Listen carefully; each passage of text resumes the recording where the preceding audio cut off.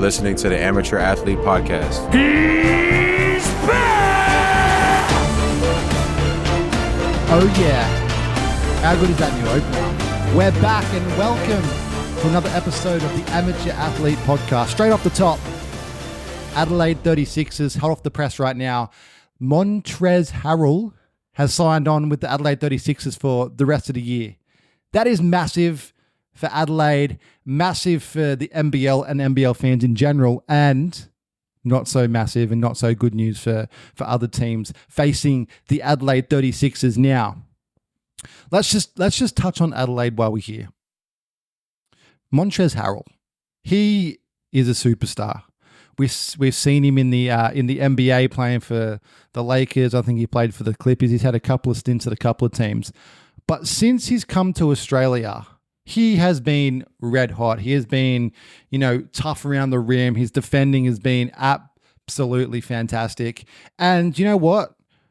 They've got someone on their team called Kendric Davis, KD as they call him. With Trez now staying, we've seen it for the past couple of games, but with Trez now staying on with Adelaide, this is going to help KD's game so much. We've seen how much space has been freed up by Montrezl Harrell, just being a big body in the paint, a big body in and around KD. People just gravitate towards Montrez because he is one scary human and they don't want him to get in the paint and dunk on their asses, to be fair. So it is a one massive positive for Adelaide that Montrez has stayed on. You can see in the games that Montrez doesn't start, when he comes onto the floor, the energy just lifts in the arena. The energy lifts with the 36ers. And as I said, he plays with so much passion. He plays with so much enjoyment. And you can tell how much passion he plays with, because when he misses a shot or when a call doesn't go his way, he gets visibly frustrated, which, doesn't look great sometimes. He might he fights with the fans, which is not a good look. But I don't think Montrez will mind me saying that because he knows. But yeah, massive boost for the Adelaide 36ers, massive boost for the NBL and NBL fans. Quickly on Kendric Davis. With Montrez now being able to set those screens, as I said, and free Kendric up, Kendric is going to go, he's a great young talent as he is right now. But now with Montrez staying for the year, I think Kendric Davis's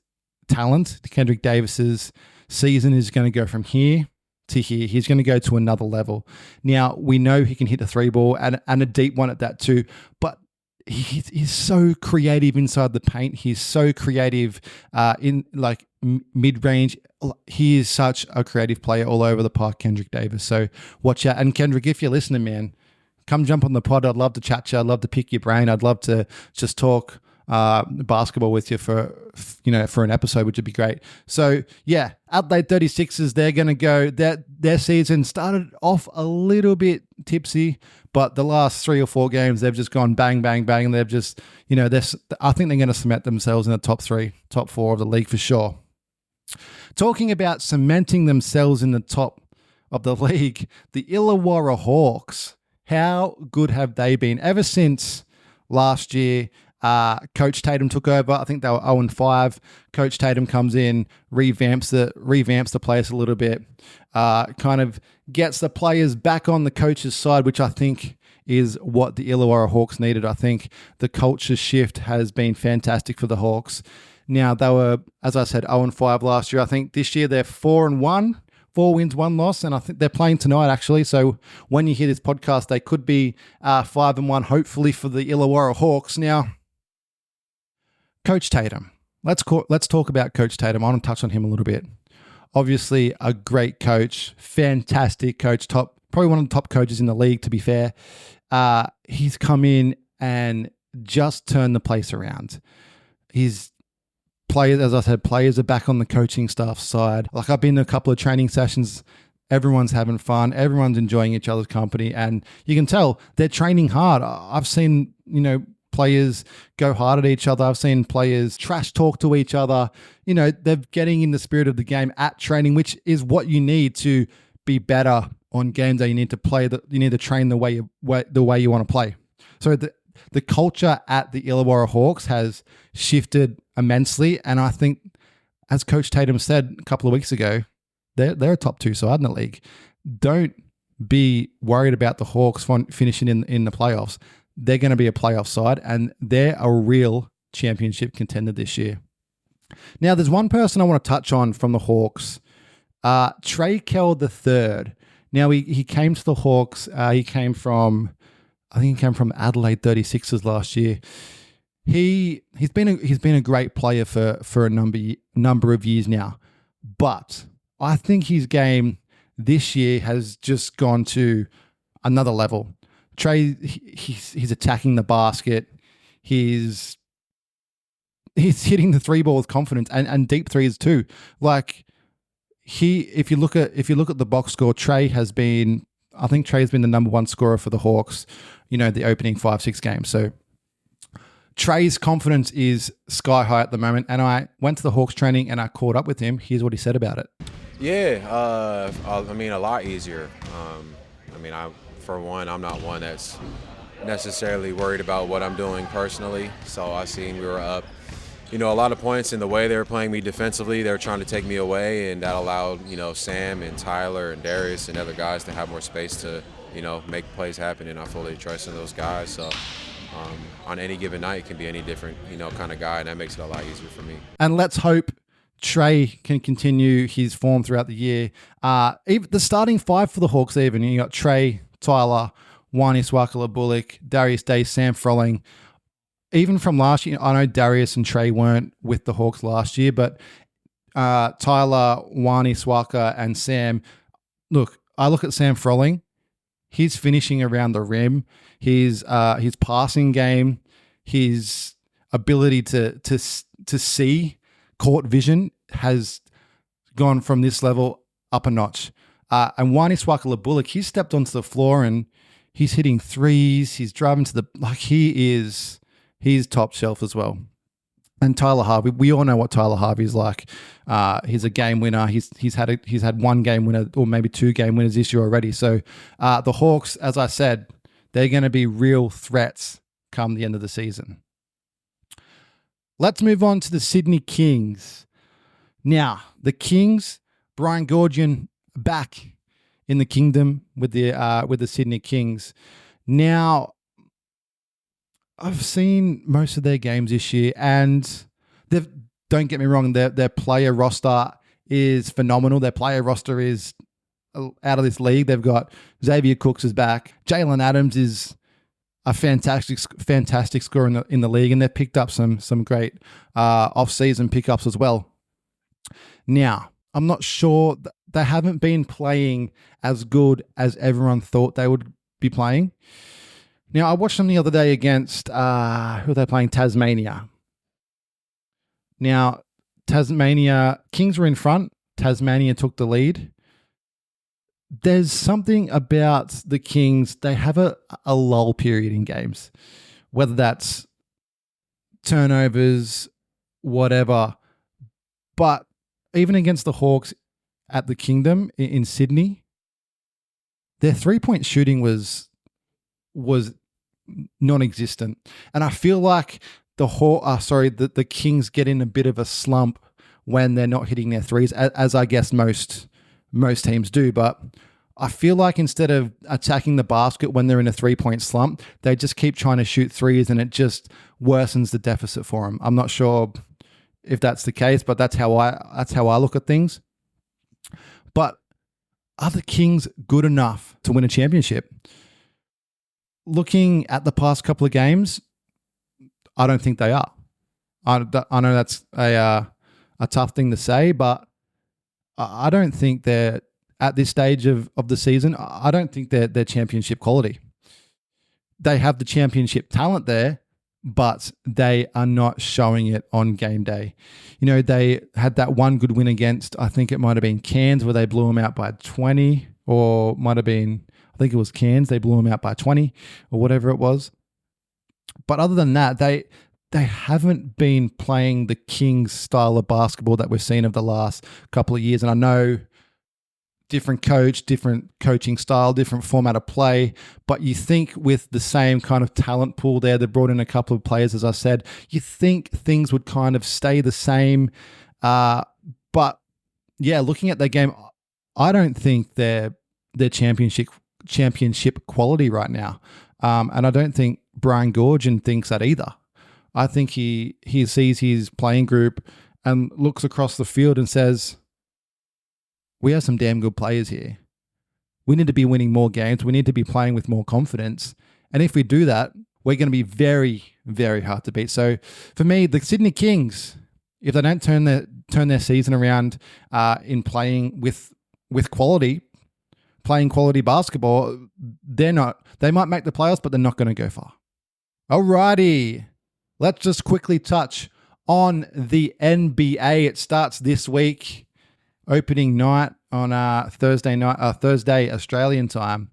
It's going to be another great quality season. We've seen some big off-season trades. We've seen some trades of late as well. The biggest one, Cat to New York and Dante DiVincenzo to the Minnesota Timberwolves, which was something that nobody expected. As we saw, Dante was dirty about it when the Kings played. When the Knicks played Minnesota, Dante DiVincenzo had a lot to say to his fellow teammates, his old teammates, and the coach, which I'm not sure what happened there, but you probably all seen the video. But yeah, it's going to be a huge season. Can the Boston Celtics go back to back? I think they could. They've got such a great talent pool that I don't think really anybody's left their side. Same coach, same players.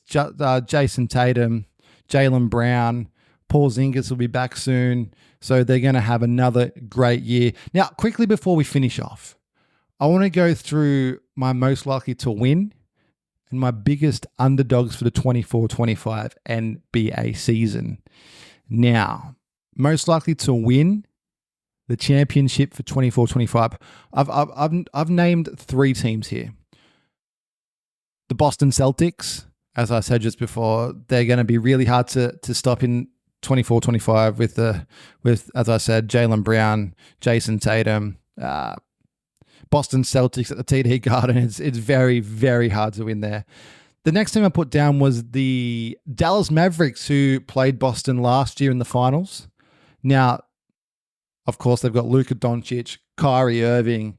They've got phenomenal players, but they've picked up Klay Thompson from the Warriors. Now, when you're playing the Dallas Mavericks with Luka Doncic and Kyrie Irving, you can kind of, guard the three ball with them two. But with Klay Thompson coming off, we might see the Dallas Mavericks play a little bit Warrior style, where Klay Thompson set a screen for Steph Curry and Steph Curry got free. We might see that with Luka Doncic and Klay Thompson this year. Luka setting the screen for Klay because those defenders are going to naturally gravitate towards Luka Doncic, which should leave Klay with some open space on the three-point line. And don't forget, Kyrie Irving is a fabulous three-point shooter in his own right. So they've got plenty of shooting talent in Dallas. And the third team I put down was the New York Knicks. Now, they weren't far away last year. They picked up a big man in Karl Anthony Towns. He's a shooting big man. He's a great player. He's an all-star. Can the Knicks take it all the way for a championship? I think they can, to be fair. Jalen Brunson is playing unbelievable basketball. Josh Hart, Cat's going to be great for him. So I think the New York Knicks are going to make a run this year towards championships. Now, the underdogs. On the other hand, I have the Minnesota Timberwolves as an underdog. Don't underrate Anthony Edwards, because he will prove anybody and everybody wrong. He's got that mentality. If someone calls him out, if someone puts him down, he's going to come out next game and he's going to shit on everybody. So Minnesota Timberwolves, they will be underdogs, and I think they can go straight up to the playoffs. Now, the Golden State Warriors, I have them as underdogs too. We've seen This offseason, they're 6-0 in the offseason.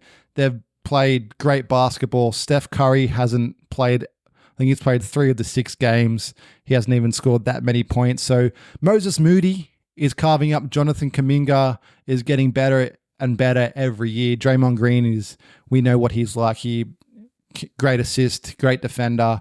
Then they picked up Buddy Hield, DeAnthony Melton.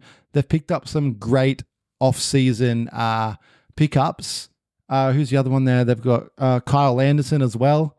So, and they are great defensive players and scoring threats as well. We know Buddy Hield is a great 3-point shooter. So we've replaced Klay Thompson, who is a great 3-point shooter, and replaced him with Buddy Hield, which is unheard of, to be fair. So the Golden State Warriors will be underdogs. And the other team I've gone for is the Indiana Pacers. Now, the Indiana Pacers were close to playing for a championship last year. I think they can go an extra step this year. Tyrese Halliburton's been playing great basketball the last couple of years. He was front runner for the MVP for most of last year. They picked up Pascal Siakam in the offseason. So, not in the offseason, midway through last season, sorry. He's had another 6 months under his belt to learn the system, learn how Pacers want to play basketball. So, I think the Indiana Pacers will do very good heading into this season. Now, early MVP votes. We've got to go with the reigning MVP, Luka Doncic. He's going to be up there. I think Kevin Durant is going to have a great season with the Phoenix Suns. Jason Tatum for the Boston Celtics. He was unlucky last year to miss out on MVP and Finals MVP. I thought he was a bit unlucky as well. No hard feelings to Jaylen Brown. I thought he played absolutely fantastic as well. But Jason Tatum will be a front runner for the MVP as well. And also, I want to say Tyrese Halliburton. I think Tyrese Halliburton is going to have a breakout year again. He's going to go to another level, and I think he'll take it out. I'm going to say it right now. I think Tyrese Halliburton will be the 24-25 MVP of the NBA.